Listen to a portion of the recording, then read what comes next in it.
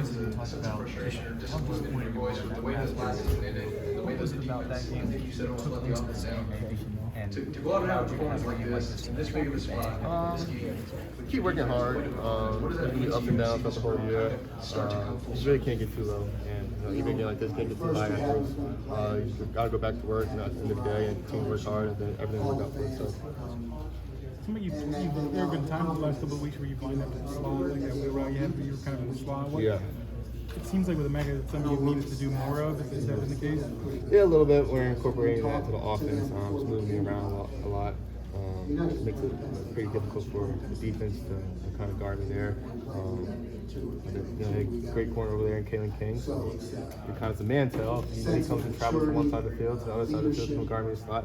So it helps to say, okay, obviously we're a man here. We can go based off that. So it adds a good value to our offense. Was there a lot of chatting with you and Kalen, or was that pretty quiet?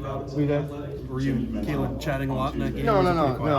We didn't chat much. We didn't chat much last year. Jody was more of a talker last year, but we have tremendous respect for each other, and he's a great player. Marv, how much is this offense feeding? A little bit. It was more so they had favoring safety. We kind of knew they played heavy outside leverage going into the game from a man cover standpoint, but I'd say he pushed to me a little bit. We couldn't really get any deep shots if we wanted to survive just a quick slant and anything like that. Marv, how much is this offense feeding off the defense right now? I mean, they're playing tremendous right now. I think Penn State, going to the game, I think they were they have the best defense in the country. To their fans, I would say at least. I think after this game, it's pretty obvious that Ohio State has the best defense in the country right now. Coach Knowles doing a tremendous job.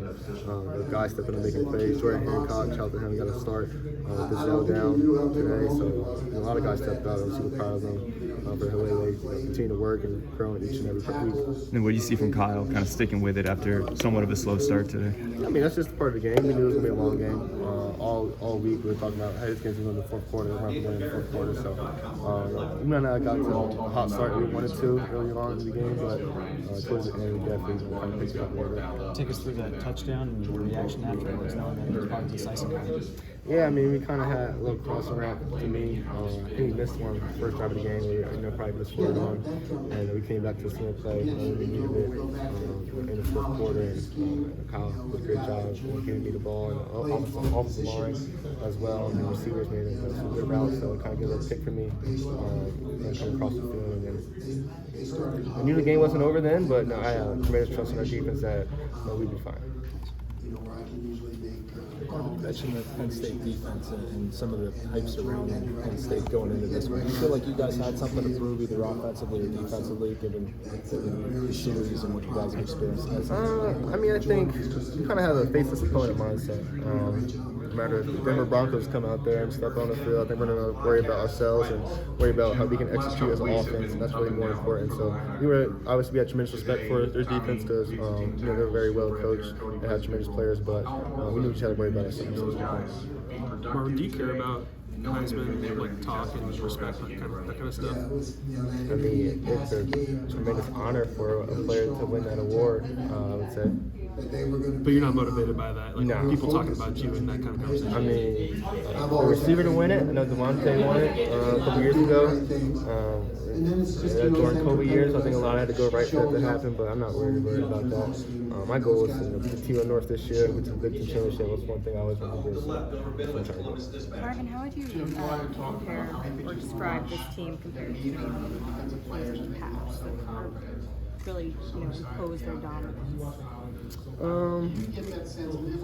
mean, I would say this team has a lot of experience, especially offensively and defensively. So I think we're more battle tested to where maybe years in the past where we kind of just blow teams out. We're obviously trying to get to that point. We want to score 60 points to 60-0 every game, but obviously that's not the case. So we're a team that we're going to be battle tested and we're going to fight to the end. That's just kind of our mindset. Does that concern you that you're not the kind of team that's going to, or that right now is not blowing teams out?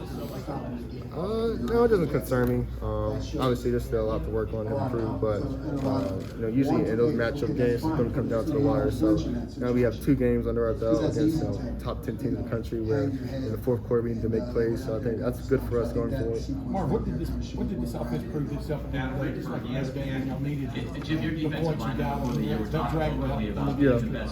But what y'all just prove to yourself? Yeah, you just gotta stick with it. Stick with it. No matter how that first quarter went, how the first half went. Continue to trust in ourselves and trust in the coaches. The coaches did a tremendous job putting us in the position to make plays. So we're just trusting ourselves is probably the biggest thing. Yeah, and when you looked up, you may have been asking about this earlier, but Carnell Tate has basically a little block that really sets you free. Yeah. You know what I mean? Just where he's coming on and what that play meant to this team. Yeah, I'm super proud of him. I think the biggest play he made was getting the onside kick at the end of the game. Well, yeah. We were kind of talking about it. Obviously, I'm on the right side. He's on the left side. So I kind of knew that they're going to kick it to your side here. Probably give a chance for freshmen to make a play to win again. They're not going to kick it to me. So just go out there, tremendous trust in yourself. And he's put the work in. He definitely deserves on all the praise that he's getting. Did it feel like a heavyweight fight to Every you? time. I mean, explain what that feels like when you're in the middle of a game like that, where every little thing counts. Yeah, it's like I said, it's going to be.